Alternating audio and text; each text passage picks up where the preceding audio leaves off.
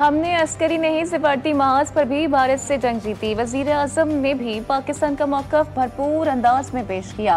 بھارتی میڈیا کی جگ ہنسائی ہوئی وزیر اطلاع تارڑ کہتے ہیں کہ ہمیں معلوم تھا کہ ہمارا گھر پاکستان محفوظ ہاتھوں میں ہے۔ بھارتی جارحیت کا بھرپور جواب دیا۔ دشمن جنگ میں شکست کے بعد بوکھلاہٹ کا شکار۔ بلوچستان میں فتنۃ الہندوستان دہشت گردی کر رہا ہے۔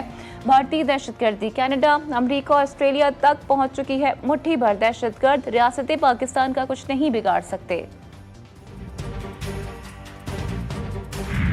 نائب وزیر اعظم کی بھارتی دعووں کی کھل کر تردید۔ اسحاق ڈار کہتے ہیں کہ عالمی برادری پاکستان کے موقف کو تسلیم کر رہی ہے۔ بھارت میں داخلی بحران اور الزام تراشیاں جاری ہیں۔ قومی سلامتی کے معاملے پر پوری قوم متحد ہے۔ بیجنگ میں پاکستان، چین اور افغانستان کے سہ فریقی اجلاس میں کامیاب۔ بھارت کے پاکستان پر جھوٹے الزامات عالمی سطح پر بے نقاب کر دیے۔ دوست ممالک کی پہلگام واقعے کی تحقیقات کی پیشکش پر خوشی ہوئی۔ بلاول بھٹو کی قیادت میں پاکستانی وفد کا امریکہ کا دورہ مکمل ہو گیا۔ روس کو نظر انداز کرنے کی تردید کرتے ہیں۔ اور وزیر اعظم شہباز شریف کی زیر صدارت قومی اقتصادی کونسل کا اجلاس جاری۔ چاروں وزرائے اعلیٰ کی شرکت۔ آئندہ مالی سال کے قومی ترقیاتی بجٹ تقریباً 4000 ارب روپے اور پی ایس ڈی پی کے لیے 1000 ارب روپے کی منظوری متوقع۔ وفاقی بجٹ پیش کرنے کی تیاریاں۔ پارلیمنٹ کے دونوں ایوانوں کے اجلاس 10 جون کو طلب۔ پاکستان اور روس کے درمیان تجارتی اور توانائی تعاون بڑھانے پر اتفاق۔ روس کی نئی ٹرمینل سمیت متعدد منصوبوں میں پاکستان سے شراکت داری میں دلچسپی۔ طارق فاطمی کی روسی وزیر خارجہ سے ملاقات۔ دو طرفہ تعاون اور علاقائی امور پر تبادلہ خیال۔ طارق فاطمی کا صدر پیوٹن کے لیے وزیر اعظم کا خط۔ سنتاف معاہدے کی معطلی پر روس کو پاکستان کا موقف پیش کیا۔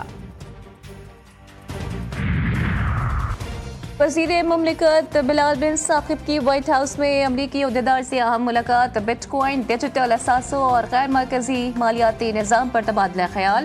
پاکستان اور امریکہ کے درمیان ڈیجیٹل اثاثہ جات میں باہمی تعاون کے فروغ پر اتفاق۔ پاکستان کو گلوبل ساؤتھ میں ڈیجیٹل معیشت کا رہنما بنانے کے خواب کے لیے مشترکہ عزم۔ نوجوانوں کو با اختیار بنانے پر بھی زور دیا گیا۔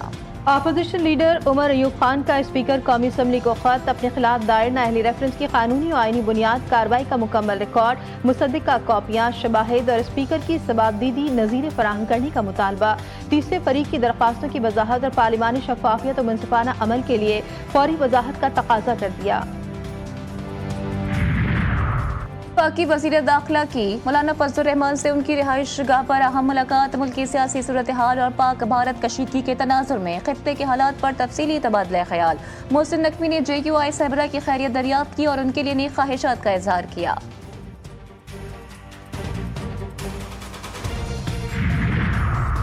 واشنگٹن پوسٹ نے بھی بھارتی میڈیا کا حقائق تخلیق کار چہرہ بے نقاب کر دیا۔ 9 مئی کو پاکستان میں بغاوت، کراچی پر بحریہ حملہ اور ویڈیو گیمز کے کلپس سے مزین سنسنی خیز خبریں جو واٹس ایپ پیغامات اور سوشل میڈیا افواہوں پر مبنی تھیں۔ اینکرز نے صحافت کو ریٹنگز اور سیاسی دباؤ کی غلامی میں بدل دیا۔ چند حکومتی اسٹریٹجک فیصلے نے میڈیا کو پروپیگنڈا کی نئی بلندیوں پر پہنچا دیا۔ آپریشن سندور کے دوران فضائی نقصانات کے حقائق چھپانے پر مودی پر شدید تنقید۔ اپوزیشن اور دفاعی ماہرین کی جانب سے بھارتی حکمت عملی، رافیل طیاروں کی کارکردگی، جمہوری شفافیت کے فقدان پر سخت اعتراضات۔ سی ڈی ایس کے انکشافات نے سرکاری بیانیے کو جھٹکا دے دیا۔ مودی سرکار حقائق قوم کے سامنے لائے گی یا حسب روایت معاملے کو دبانے کی کوشش کرے گی؟ ہندوستان پر سوالیہ نشان۔ بھارت میں اقلیتوں کے خلاف نفرت کی سیاست۔ اتر پردیش میں عید قربا پر مسلمانوں کے مذہبی حقوق پر سخت پابندیاں۔ گائے اور دیگر جانوروں کی قربانی پر مکمل بندش۔ کھلی جگہ پر نماز کی ادائیگی پر پابندی۔ حکم نہ ماننے والوں کے خلاف کریک ڈاؤن۔ بھارتی فوج میں مذہبی آزادی کی پامالی۔ عیسائی افسر کا ہندوانہ رسومات میں شرکت سے انکار۔ مودی سرکار نے برطرف کر دیا۔ کانگریس لیڈر راہل گاندھی کا مودی سرکار پر کڑا وار۔ آپریشن سندور کی ناکامی اور خارجہ اور دفاعی پالیسیز میں شدید خامیاں۔ بھارت کی عسکری اور سفارتی ساکھ کو نقصان پہنچانے اور عالمی طاقتوں کے سامنے سرنڈر کرنے کا الزام۔ کہا مودی حکومت بھارت کی عسکری اور سفارتی ساکھ کو نقصان پہنچا رہی ہے اور اپنی حکمت عملی میں کمزوری کا مظاہرہ کر رہی ہے۔ مکہ مکرمہ کی مقدس پرنور فضاؤں میں لبیک اللہم لبیک کی روح پرور صدائیں. مناسک حج 2025 کا آج سے باضابطہ آغاز. دنیا بھر سے آئے ہوئے لاکھوں عازمین منا میں جمع. عازمین وہاں عارضی خیمہ بستی میں قیام کریں گے. کل یہ قافلہ میدان عرفات کا رخ کرے گا جہاں حج کا رکن اعظم وقوف عرفہ ادا کیا جائے گا. عید قربہ میں 2 روز باقی ملک بھر کی مویشی منڈیوں میں گہما گہمی عروج پر پہنچ گئی. کہیں بڑے بڑے بیلوں کا دبدبا تو کہیں خوبصورت بکروں کی بہار. خریدار جانوروں کی قیمت، وزن اور خوبصورتی دیکھ کر دنگ. بیوپاری کی بھی دلکش انداز میں جانوروں کی نمائش. بچوں کا جوش دیکھنے ہر کوئی اپنی پسند کا جانور خریدنے میں مصروف. ایک خواب ایک زندگی چھن گئی. ٹک ٹاکر ثنا یوسف زندگی سے محروم. ملزم عمر حیات عدالت میں شناخت پریڈ کے لیے 14 روزہ جوڈیشل ریمانڈ پر جیل بھیج دیا گیا. کیس میں مزید تحقیقات، ملزم کا موبائل ڈیٹا اور دیگر شواہد بھی حاصل کیے جا رہے ہیں.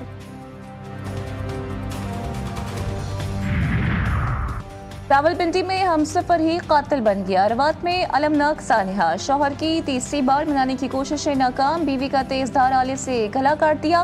پولیس کے مطابق مقتولہ شوہر سے ناراض ہو کر والدین کے گھر رہ رہی تھی. سی پی او نے واقعے کا نوٹس لے لیا. فوری کارروائی کا حکم. وزیر اعلیٰ بلوچستان کا بڑا اعلان. پرانی اسمبلی عمارت کے ثقافتی انداز میں تعمیر نو کا فیصلہ. نئی عمارت وفاقی حکومت کی طرف سے مکمل. پہلی بار بجٹ میں ترقیاتی فنڈز کا بھرپور استعمال. نوجوانوں کے لیے روزگار کے مواقع بڑھانے پر خصوصی توجہ. آئندہ بجٹ سرپلس ہوگا. سرفراز بگٹی کہتے ہیں دہشت گردوں کے خلاف ٹارگیٹڈ آپریشنز جاری ہیں. گرینڈ آپریشن کی ضرورت نہیں. آیت اللہ خامنئی کا ایران کی خود مختاری پر زور. امریکہ کی گرتی ہوئی ساکھ، صہیونیت سے نفرت اور ایٹمی پروگرام کے حق کی بھرپور حمایت. ایرانی سپریم لیڈر نے کہا کہ امریکہ چاہتا ہے کہ ایران کے پاس ایٹمی ٹیکنالوجی نہ ہو. ایران امریکہ کا محتاج رہے. آپ کون ہوتے ہیں فیصلہ کرنے والے کہ ایران کو افزودگی کا حق ہے یا نہیں؟